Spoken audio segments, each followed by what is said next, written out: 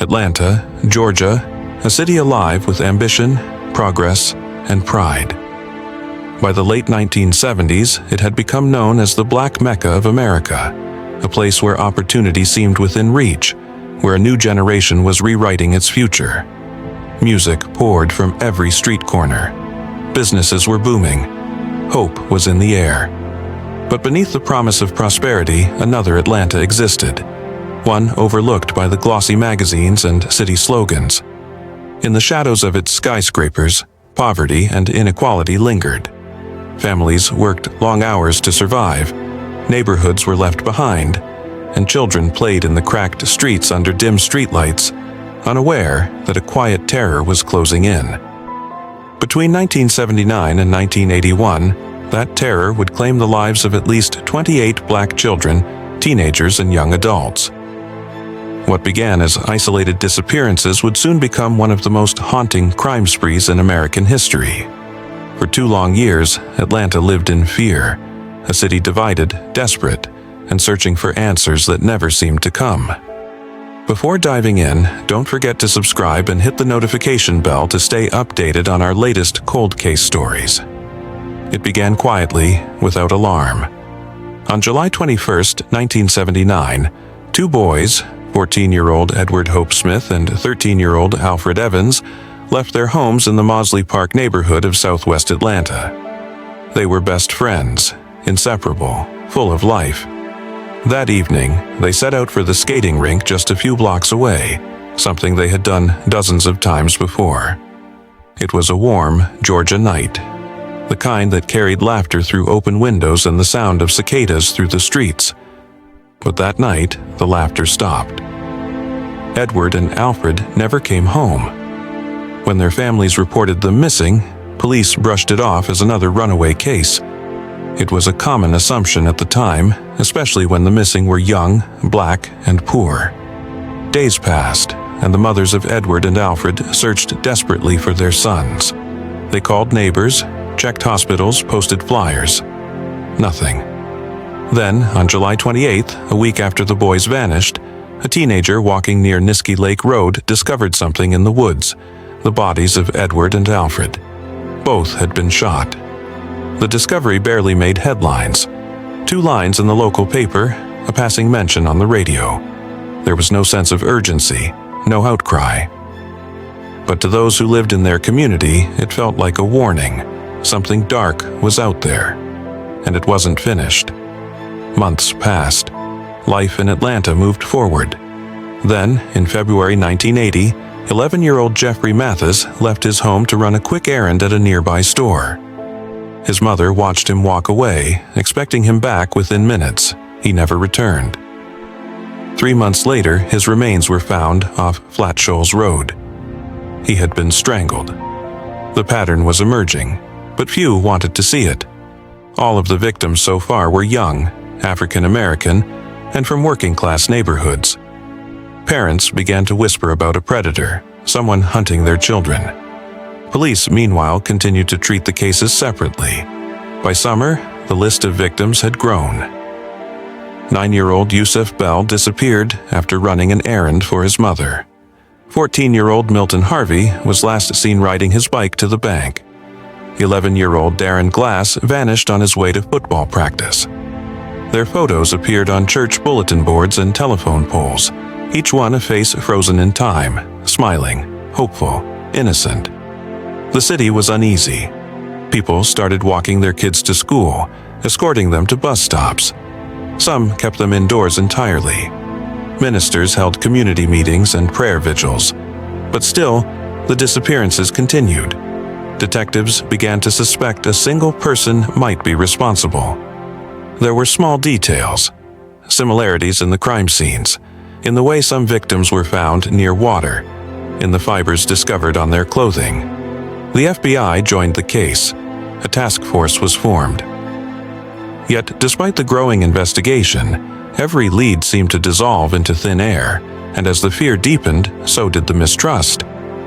Many in the black community believed the police were not doing enough, that the deaths of poor black children simply didn't matter as much. The tension reached a breaking point when rumors began to spread. Witnesses claimed to have seen a white van near several abduction sites. Others whispered about organized groups, the Ku Klux Klan, even government involvement. No one knew what to believe, and in a city already divided by race, those rumors burned like gasoline. By the end of 1980, at least 10 children were dead. Atlanta was terrified. Parents refused to let their children out of sight. Empty playgrounds and silent streets replaced the once vibrant hum of neighborhood life. At night, families double-locked their doors and prayed. For a few weeks, the killings stopped. People dared to hope it was over, but the calm was deceptive. The nightmare wasn't finished. In early 1981, the bodies began to appear again. The same horrifying pattern, the same unanswered questions. Investigators turned to criminal profilers from the FBI's Behavioral Science Unit for help. Their analysis suggested something no one expected. The killer might not be white, but black, likely someone familiar with the neighborhoods, someone who could move unnoticed, earning the trust of the children before taking their lives. The theory shook the city to its core. For months, residents had believed the violence was racially motivated. The possibility that one of their own could be responsible was almost too painful to accept. Could it really be true? Or were investigators trying to divert attention from something deeper? The task force doubled down. Dozens of officers patrolled bridges and rivers, watching for any sign of movement. They believed the killer might be disposing of victims in the water. Then, in the early hours of May 22, 1981, 2 officers stationed near the Chattahoochee River heard a loud splash, the unmistakable sound of something hitting the water below. Moments later, headlights appeared. A car crossed the bridge, and they pulled it over. Behind the wheel was a 23-year-old man named Wayne Bertram Williams, a local music promoter, freelance photographer, and self-described talent scout. Calm and polite, Williams told officers he was out late looking for a young singer he planned to audition. They asked a few questions, checked his license, and let him go. 2 days later, the body of 27-year-old Nathaniel Cater was discovered downstream. Investigators noticed fibers clinging to his body, fibers that would soon link back to Williams' car, his home, and even his family's dog. For a city desperate for answers, the arrest of Wayne Williams felt like a turning point. But was it really the end? Could one man have been responsible for so many deaths? Or was he simply the one who fit the narrative when fear demanded a name? What do you think? Did the investigation find the real killer? Or did the pressure to stop the panic lead to a rushed conclusion? For the grieving families, justice felt incomplete. The conviction that would soon follow didn't bring all the answers they needed, and not every name on the victims' list would be tied to Williams. Some cases would remain open, unexplained, and haunting. Atlanta had its suspect, but not its closure. And in the months that followed, as the city tried to move on, more questions would rise from the shadows. Questions about evidence, truth, and whether justice had truly been served. How does a community ever heal when the full truth might never be known? The arrest of Wayne Bertram Williams sent shockwaves through Atlanta. For nearly 2 years, the city had been trapped in fear, and now there was finally a face, a name, attached to that fear. A young black man in his early 20s, clean-cut, articulate, ambitious. He didn't look like a monster. He looked like someone who could live next door, wave to his neighbors, and go about his day unnoticed. That was perhaps the most unsettling part. Police believed they had their suspect.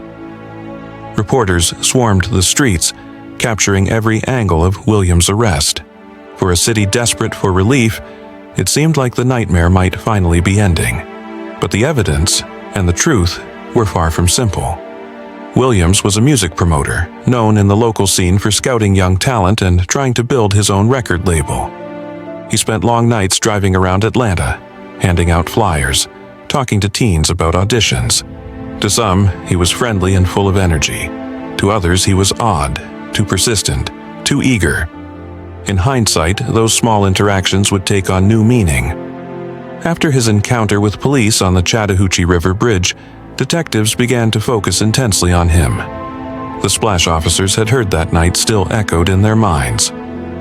2 days later, when Nathaniel Cater's body surfaced downstream, the connection was impossible to ignore. When investigators searched Williams' home, they found a key piece of evidence: fibers.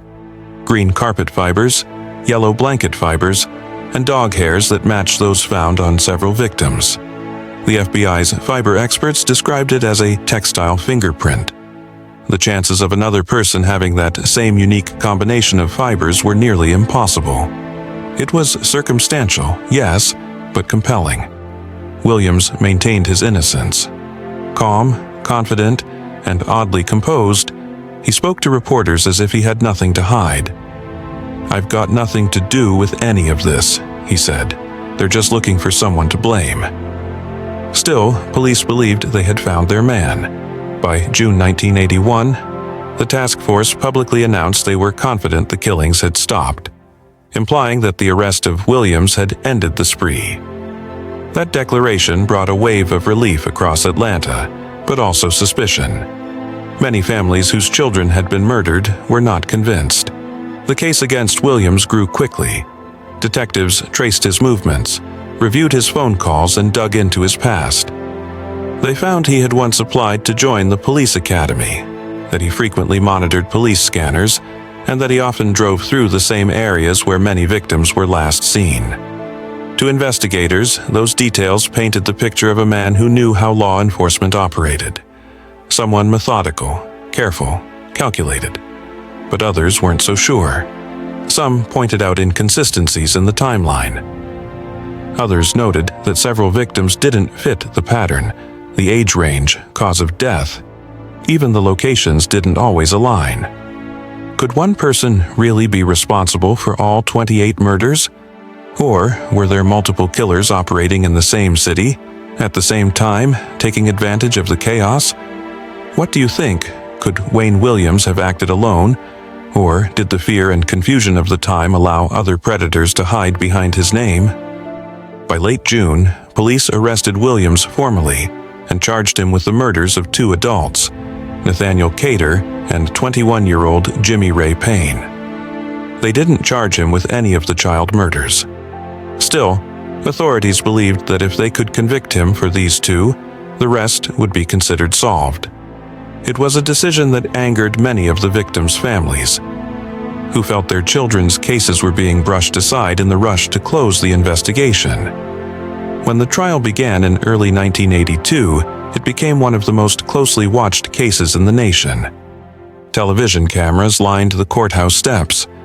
The media framed it as the conclusion to the Atlanta child murders, even though the charges didn't include a single child victim.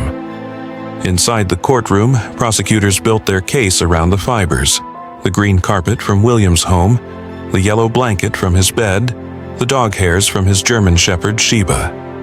They showed charts, photos, and expert testimony. Piece by piece, they tried to weave the fibers into proof. The defense, led by attorney Al Binder, pushed back hard. He argued that the evidence was purely circumstantial: no fingerprints, no eyewitnesses, no confession. Binder suggested the prosecution was driven by politics, not justice. Atlanta, he said, needed a killer to put behind bars, someone to restore public confidence. Wayne Williams, he claimed, was a convenient target. As the trial unfolded, Williams' demeanor became a story of its own. He was vocal, argumentative, and often combative with the prosecution. His behavior unsettled jurors, but it also made some observers wonder if he was simply overwhelmed by being vilified for crimes he didn't commit. Over 9 weeks, the jury listened to more than 350 witnesses. The testimony painted conflicting portraits: a community volunteer versus a cold-blooded killer, a young man with dreams versus someone who used those dreams to lure victims. Then came the verdict. After 11 hours of deliberation, the jury found Wayne Williams guilty on both counts. He was sentenced to 2 consecutive life terms in prison. Outside the courthouse, people wept, cheered, and sighed in relief. Atlanta's nightmare, at least on the surface, appeared to be over. But almost immediately, questions began to surface. Law enforcement announced that they would close 22 of the 28 cases, attributing them to Williams, even though he had never been tried or convicted for those murders. To many, that decision felt like an injustice, a way to sweep the unsolved under the rug. Families demanded more answers. Some believed Williams was guilty of a few of the murders, but not all. Others were convinced he was innocent altogether. One of the most striking concerns was the fiber evidence itself. Later, studies questioned its reliability. Fibers could easily transfer through contact or contamination. In a city filled with similar carpets and fabrics, how unique was the so-called textile fingerprint? Even some investigators admitted privately that they weren't entirely sure if Williams had killed all the children. In the years that followed, the case would become a lightning rod for debate. Books, documentaries, and interviews revisited every detail: the evidence, the motives, the media frenzy. Some journalists argued that racial and political pressure pushed authorities to find a suspect quickly. Others believed the evidence was strong enough to prove guilt beyond a reasonable doubt.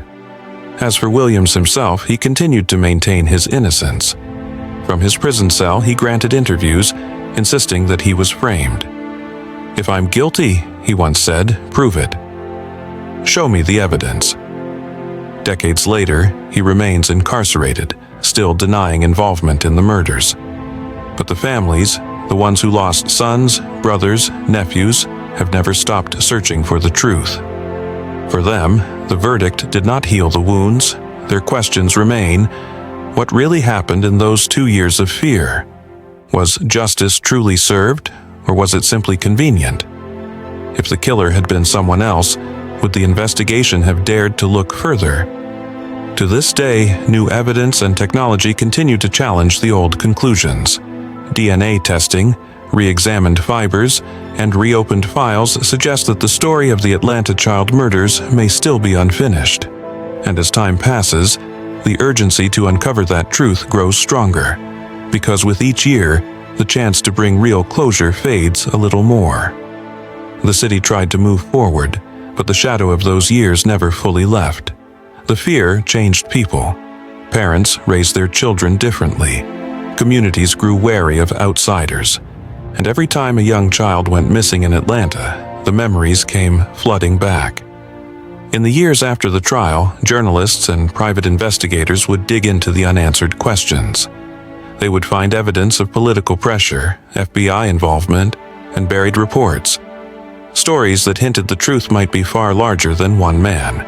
And soon, those buried secrets would start to rise to the surface. The conviction of Wayne Williams may have officially ended the Atlanta child murders, but for many, it only marked the beginning of a new set of questions, deeper, more unsettling ones. In the early 1980s, as the city exhaled after 2 years of terror, there was a sense of forced relief. Officials wanted closure, the media wanted resolution, and residents wanted to believe that the nightmare had been put to rest. But beneath that surface calm, unease simmered. Too many details didn't add up. Too many families refused to accept the answers they were given.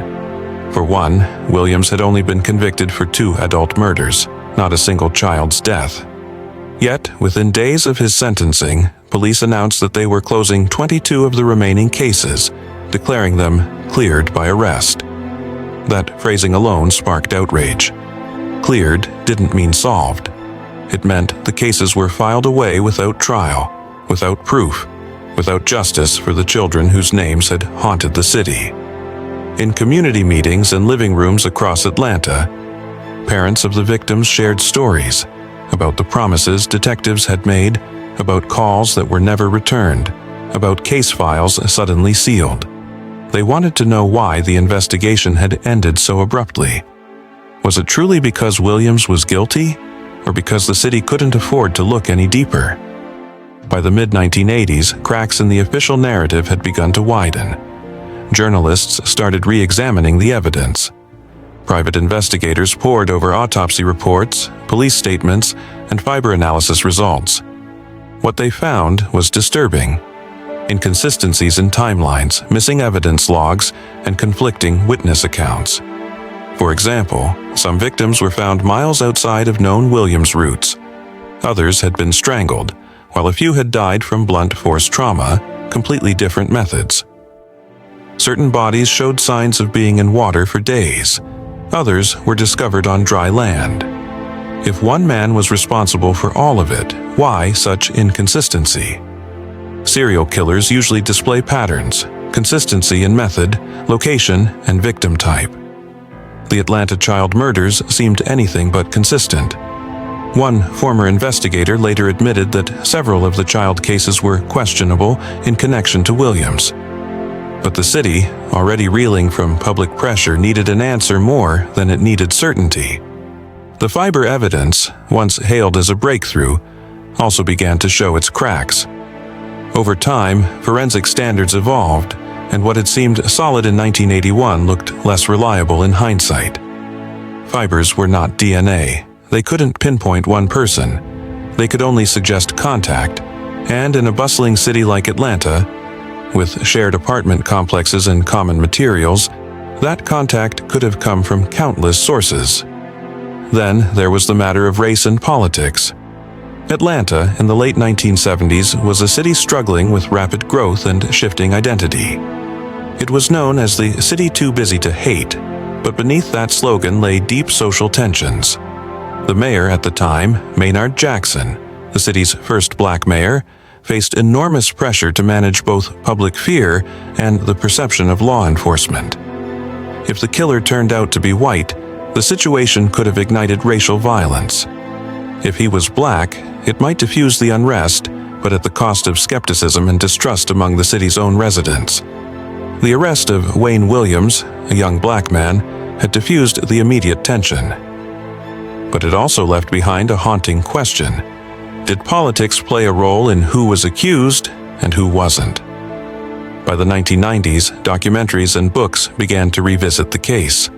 Some suggested that there might have been multiple killers. Others went further, theorizing about organized crime, human trafficking, or even involvement by individuals connected to law enforcement. None of these claims were ever proven, but they reflected the deep sense of unease that still lingered. The families of the victims, mothers, fathers, siblings, became the heart of that ongoing search for truth. Some organized community gatherings, others turned to advocacy, demanding that the files be reopened. Decades after their losses, they still clung to the hope that new technology could bring real answers. In interviews, many of them spoke with quiet strength. One mother said, "We were told our children's cases were closed, but we never saw justice. I can't move on until I know who did this." Her words echoed the sentiments of an entire community, people who had lived through fear, only to be left with doubt. And yet, despite the growing controversy, Wayne Williams remained steadfast in his denial. In every interview, his tone was unwavering. "I didn't kill those children," he said. "The truth will come out." To some, his words sounded defiant, the rehearsed denial of a guilty man. To others, they sounded sincere, the desperate plea of someone buried beneath the weight of a flawed investigation. As the years passed, the memory of those 2 dark years in Atlanta faded from national headlines, but never from the hearts of those who lived it. Each anniversary brought renewed attention. Each documentary reignited the debate. The deeper people looked, the murkier the story seemed. What if the real story wasn't about a single killer, but about how fear, politics, and pressure collided to create a convenient truth? Could the pursuit of peace have buried the pursuit of justice? By the late 1990s, renewed interest in forensic science offered a glimmer of hope. DNA profiling had revolutionized cold case investigations. Families began asking, could the evidence from the Atlanta child murders be retested? Could modern technology finally tell them what 1981 could not? But there was a problem. Much of the physical evidence had been lost, contaminated, or degraded over time. Storage conditions were poor, records incomplete. Decades of bureaucracy and neglect had turned potential breakthroughs into dead ends. Still, a handful of detectives and journalists refused to give up. They started their own quiet reinvestigations, tracking down witnesses who had long since moved away, reviewing boxes of forgotten evidence. What they found would challenge nearly everything the public thought they knew about the case. As one retired officer put it, the story people were told in 1981 wasn't the full story, not even close. The next wave of revelations would come from unexpected places, from the families themselves, from the journalists who refused to stop asking questions, and from the quiet persistence of those who believed that somewhere in the details, the truth was still waiting to be found. Decades had passed since Atlanta was haunted by the murders that stole its children. Yet, for the families left behind, time had done little to ease the ache. Their questions hadn't faded, they had only sharpened. In the early 2000s, as forensic science began rewriting what was possible, whispers of reopening the Atlanta child murders case started to grow louder. By then, DNA testing had become the new frontier of criminal justice. Cold cases once thought impossible to solve were suddenly yielding answers buried for decades. Families across the country were finding closure through a single strand of hair, a drop of blood, a trace left unnoticed by earlier technology. For the parents of Atlanta's victims, this offered hope, fragile but real. The first calls for re-examination came from within the community itself. Mothers who had never stopped fighting gathered again, holding vigils, writing letters, meeting with anyone in law enforcement who would listen. They wanted the evidence tested.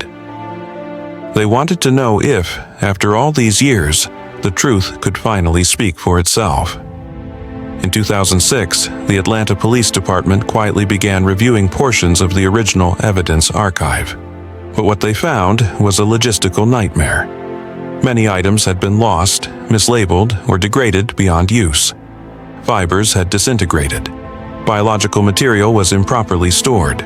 The trail of physical proof, the one thing that could have validated or disproved the case against Wayne Williams, was vanishing before their eyes. Still, persistence began to pay off. By 2010, journalists and documentarians reignited public attention. Shows revisited the case, shedding light on discrepancies and forgotten files. The public response was overwhelming. Viewers demanded answers. Online communities began analyzing the timeline, comparing victim lists, and pointing out inconsistencies the public had never noticed. Could one man truly have been responsible for so many deaths across such varied circumstances? And if not, what or who had been hiding in the shadows all along? These renewed questions weren't just academic, they struck at the heart of Atlanta's collective conscience. If justice had been rushed in 1981, what did that say about the city's history, about its priorities? Was the need for peace greater than the need for truth? As this wave of scrutiny grew, so did political pressure. In 2019, then Mayor Keisha Lance Bottoms and Atlanta Police Chief Erica Shields made a public announcement. The evidence from the Atlanta child murders would be re-examined using modern technology. The announcement was met with both hope and skepticism. For the first time in nearly 40 years, the city was officially acknowledging that the case might not be as settled as everyone had believed. Wayne Williams, serving his life sentence at Hancock State Prison, responded to the news with a familiar tone of defiance. "It's about time," he said in an interview. "I've been saying this for decades. Test the evidence. Let the truth come out." Some found his confidence unsettling. Others saw it as the words of a man who truly believed in his innocence. Either way, the renewed investigation brought old ghosts back into the light. Detectives pored over surviving materials, re-interviewed witnesses, and revisited crime scene reports. The hope was that even a fragment, a microscopic trace overlooked before, could reveal something definitive. But hope is a fragile thing in cold cases. Despite the renewed push, results came slowly. The passage of time had not been kind to the evidence. DNA degraded, chain of custody records faded. Still, the effort symbolized something larger, a willingness to confront uncomfortable history. For many Atlantans, it wasn't just about finding a killer anymore. It was about reckoning with what had been overlooked, what had been sacrificed in the name of calm. One journalist covering the story phrased it simply, "The truth doesn't just live in evidence, it lives in accountability." Interviews with surviving family members captured the enduring pain of a generation still waiting for clarity. One mother, her voice soft but steady, said, "I don't care who it is, I just want to know. I want to tell my child I never stopped." Her words were a quiet defiance against the erasure that time often brings. For every child whose name had faded from the headlines, there were parents and siblings who remembered every laugh, every photograph, every detail.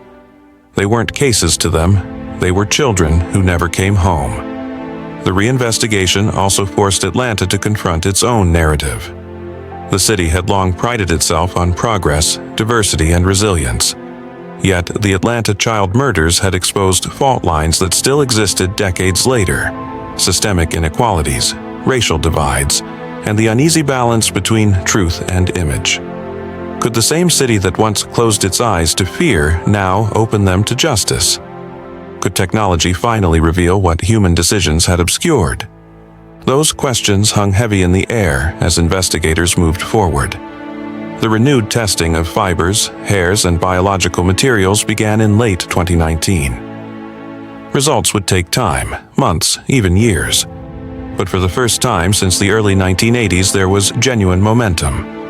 Then, in 2021, a quiet announcement came. New DNA analysis had identified a few trace materials that could not be conclusively linked to Wayne Williams. It wasn't enough to exonerate him, nor enough to tie the crimes to anyone else. But it added another layer of uncertainty to an already fragile case.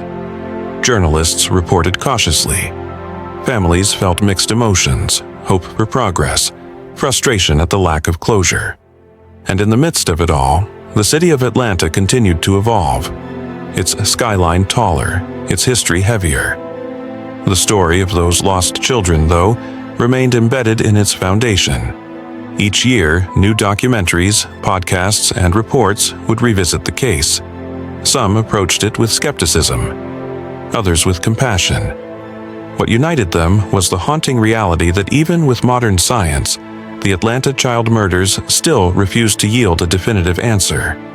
If the evidence ever does reveal the full truth, will it heal the city or reopen wounds that never truly closed? Because beneath every statistic, every photograph, every archived file, lies the same simple question that's haunted Atlanta for more than 4 decades. How could this happen? And why were so many allowed to be forgotten? And as the city looks back, with technology reaching further than ever before, one can't help but wonder, will the truth that finally emerges bring peace or only more questions? The echoes of those long-ago crimes still linger in Atlanta. They ripple through the city's neighborhoods, through classrooms, through the quiet conversations of people who lived it, and the stories passed down to those too young to remember.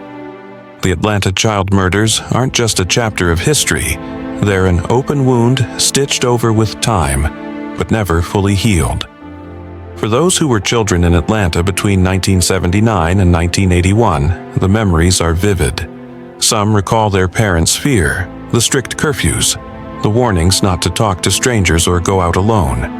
Others remember the faces on the news, boys not much older than themselves, missing, then gone. What had once been a place of community and trust had become a place of suspicion and silence. Decades later, that collective trauma still shapes the way many Atlantans see their city. The case changed the way parents protected their children.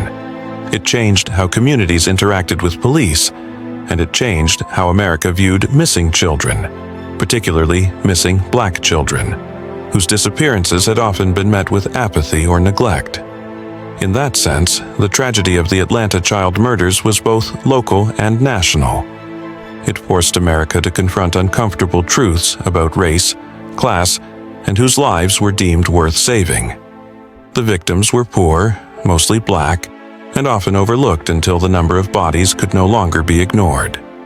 One community organizer later reflected, "It took 28 children for people to finally pay attention. That's not justice, that's shame." The impact of those words still resonates. For the families, remembrance became a form of resistance. Every year, vigils are held, candles lit, names read aloud. There's a memorial now, a quiet space where the victims' names are engraved in stone. It stands not just as a reminder of what was lost, but as a demand that they never be forgotten.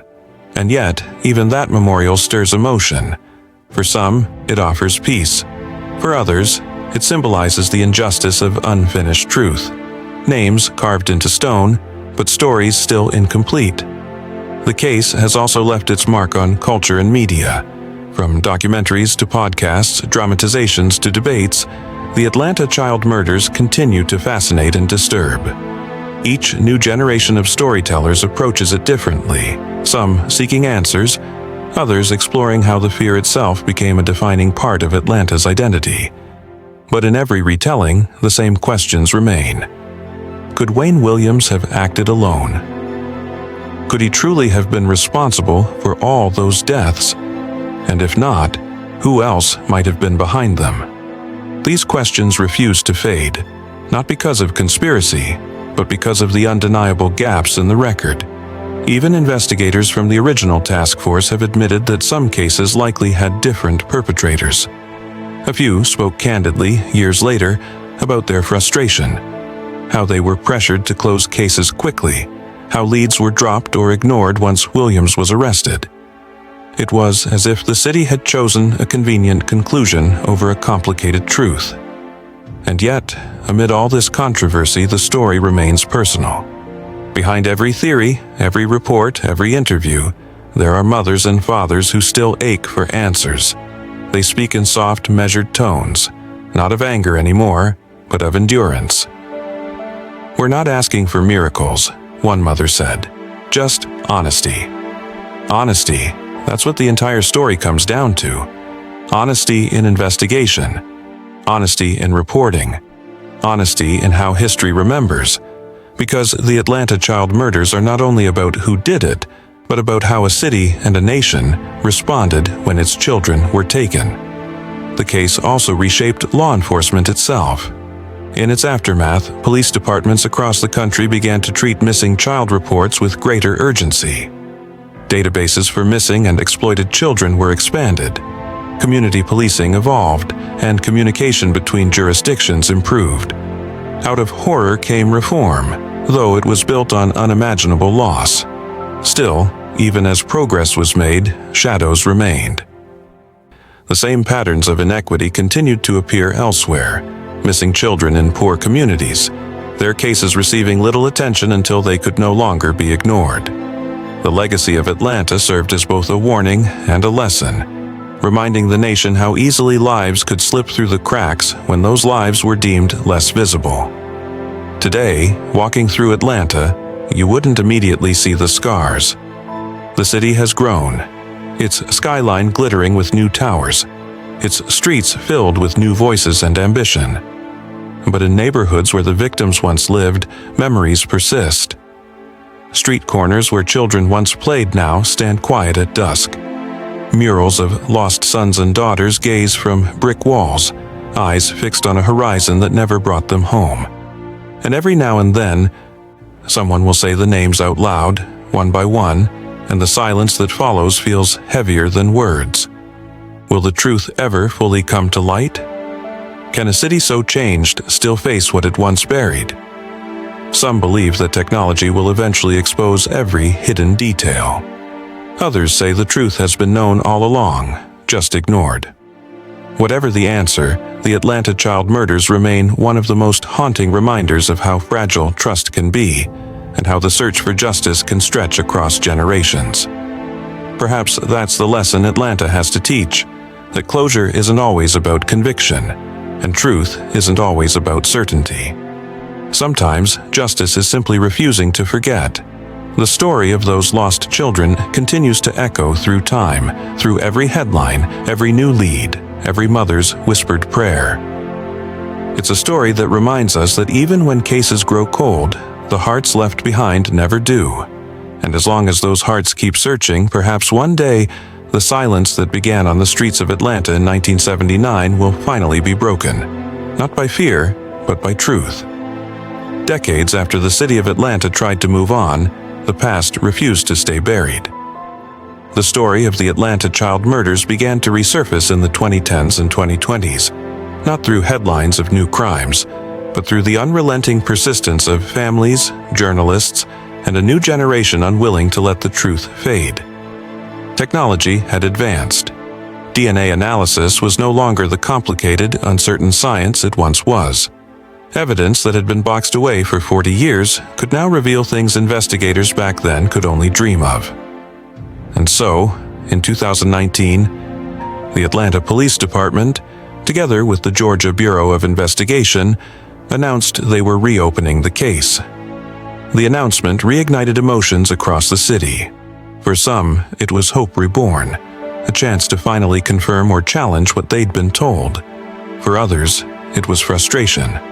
Why had it taken so long? Why had so much evidence sat untouched for decades? The reopening wasn't just a procedural act, it was symbolic. Atlanta, a city that had worked tirelessly to redefine itself through progress, growth, and modernity, was being pulled back to its darkest years. Reporters revisited old neighborhoods, now gentrified or gone. Former detectives, older now and more candid, spoke on camera about mistakes and regrets. Survivors and family members of the victims revisited the graves, their voices trembling but firm. We just want to know the truth. In an era of streaming documentaries and viral true crime podcasts, the case captured the public imagination once again. Younger audiences who hadn't been alive during the murders were now learning about them in detail, not as distant history but as a story still unresolved. New documentaries aired, their footage weaving old crime scenes with present-day reflections. Archive footage of news anchors and tearful parents merged with modern interviews under the stark glow of studio lights. One of the most striking moments came when DNA results from the evidence collected decades earlier were discussed publicly. Some samples had degraded beyond use, but others showed promise. The testing process, careful and methodical, gave families renewed hope that even after all this time, science might deliver the truth. And yet, as the investigation continued, skepticism returned. Could the evidence still be reliable after 40 years? Were key items mishandled or lost during the chaos of the original investigation? Some feared that reopening the case might lead only to more uncertainty, more questions, but still no definitive answers. The city once again found itself divided between those who believed Wayne Williams was guilty beyond doubt, and those who believed the real killers were still out there. And between those two groups were the families, caught in the crossfire of belief and disbelief, truth and theory. One mother said in a 2020 interview, her voice breaking, "I don't care who did it. I just want to know what happened to my boy." That statement echoed far beyond Atlanta. It spoke to a universal pain, the agony of not knowing. For so many of the families, the suffering had been doubled, first by the loss, then by the uncertainty. And amid the renewed attention, journalists began uncovering things that had been buried in archives. Interviews never aired, witness statements never followed up on, even potential links to other unsolved cases across Georgia and neighboring states.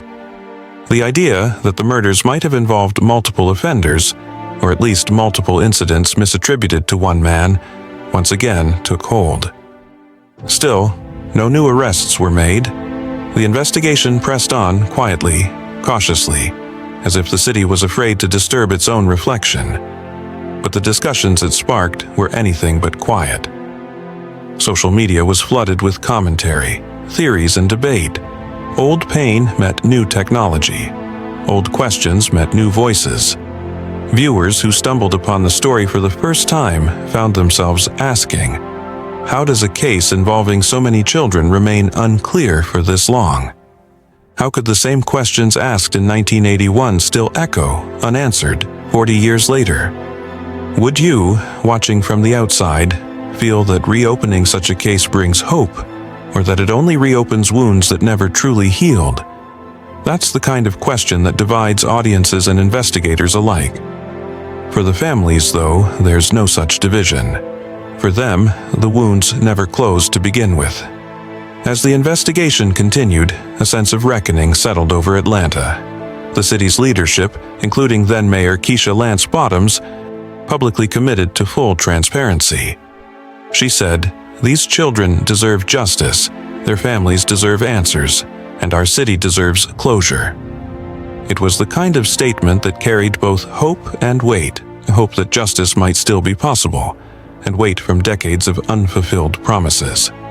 Community leaders began organizing remembrance walks, while churches held services to honor the victims. Former residents who had moved away returned to attend.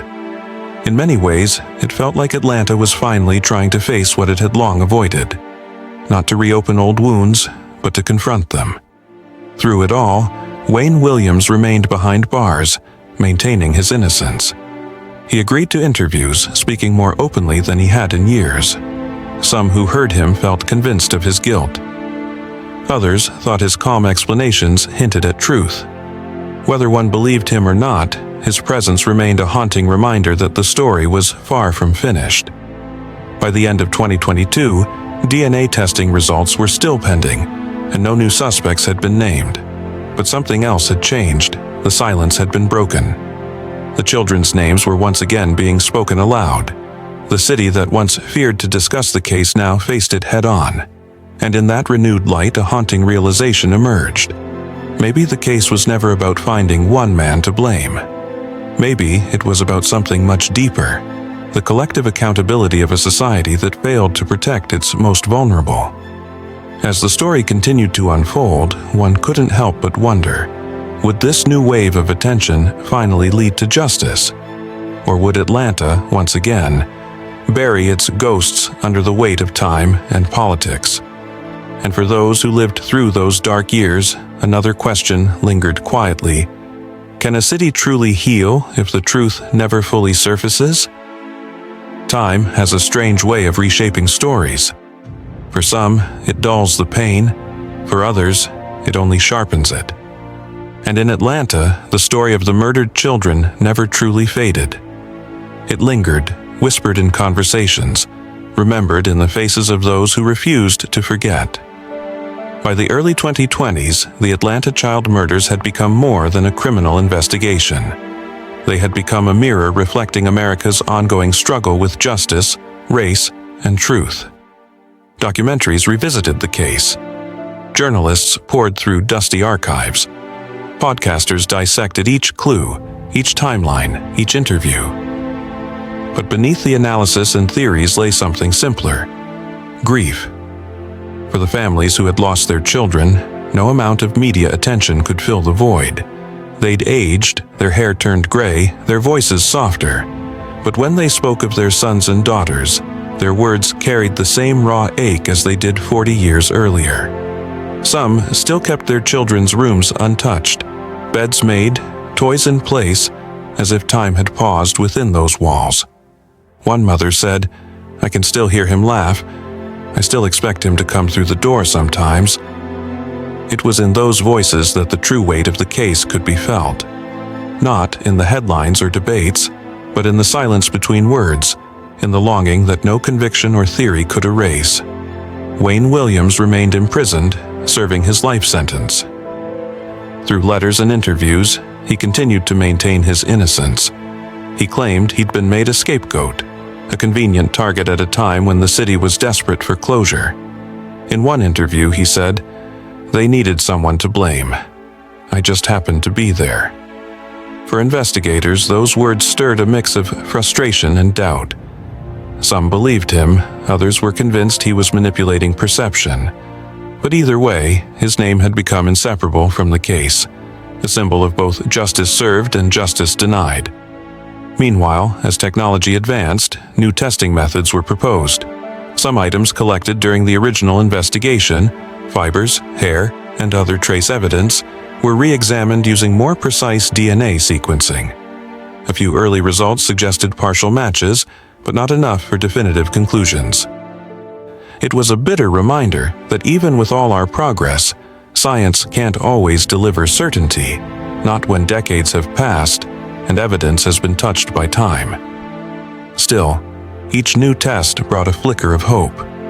For every mother and father, that small flicker was enough to keep going. Enough to believe that maybe one day the truth would finally surface. The legacy of the case also lived on in how it changed the way America understood crime and race. The Atlanta child murders forced the nation to confront the uncomfortable reality of who gets attention when tragedy strikes. Many pointed out that if the victims had been white, the investigation might have been handled differently, faster, louder, with more resources and urgency. Atlanta in the 1980s was a city caught between progress and prejudice, prosperity and pain. The murders exposed the fragile line between those worlds.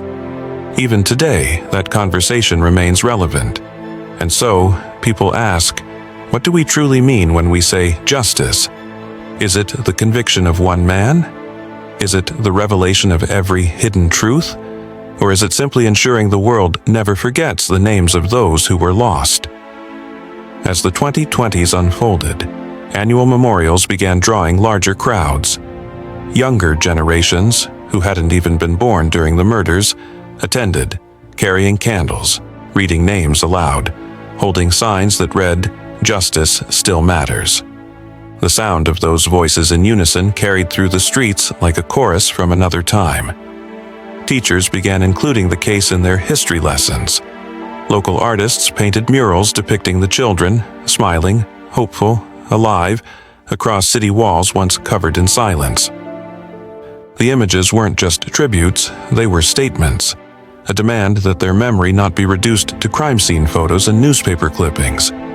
One of the most powerful scenes during the 2021 memorial was when the names of all 28 victims were read aloud. After each name, the crowd responded, "We remember." And in that simple exchange, decades of pain, anger, and unanswered questions found brief unity. But even in remembrance, there was unrest. The families still wanted closure. Investigators still wanted certainty. And the public still wanted to know, had justice truly been done? That question continues to haunt the city. Because even if the DNA tests one day confirm or deny Wayne Williams's involvement, the emotional truth will always be more complicated. For Atlanta, the scars run deeper than evidence can measure. In neighborhoods where the abductions once occurred, new houses stand. Children play in the streets, unaware of the shadows that once lingered there. But for those who lived through it, every empty lot, every quiet road still carries memories. For those watching this story now, ask yourself, what would closure really look like in a case like this? Is it the conviction of the right person, or the healing of a city that's lived with fear for generations? And what if the truth, after all these years, turns out to be something no one wants to hear? That's the unspoken tension that hovers over every interview, every test result, every headline. Because closure and truth don't always walk hand in hand. Sometimes one must be sacrificed for the other. As we move closer to the final chapter of this story, one thing becomes clear.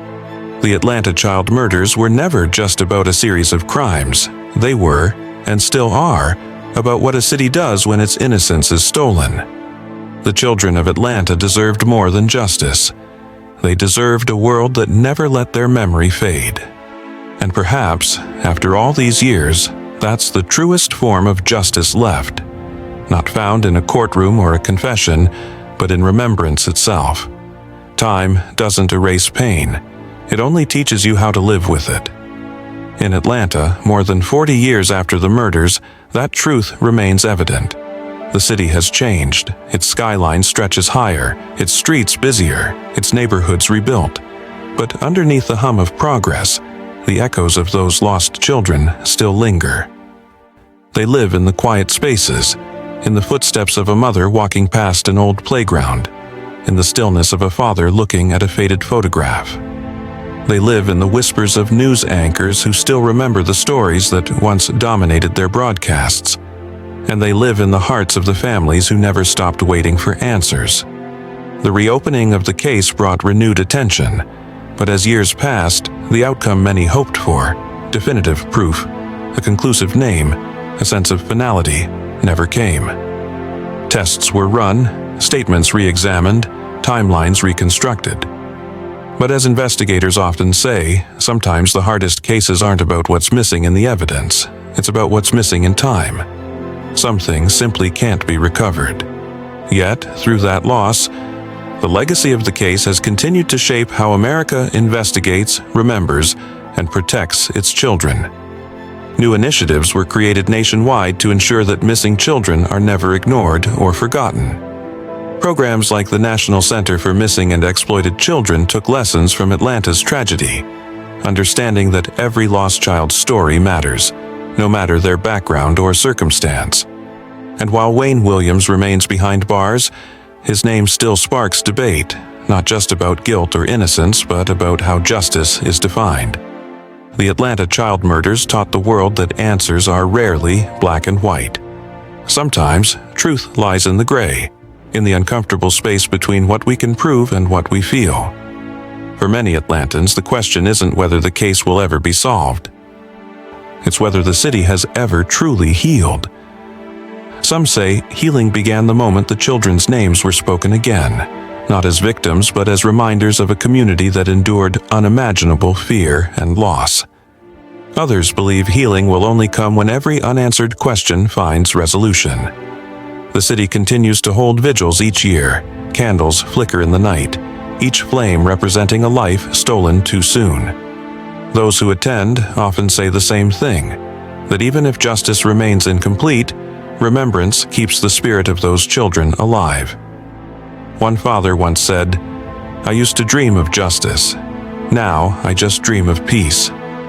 His words carry a quiet truth, that sometimes peace and justice are not the same thing, but both are worth fighting for.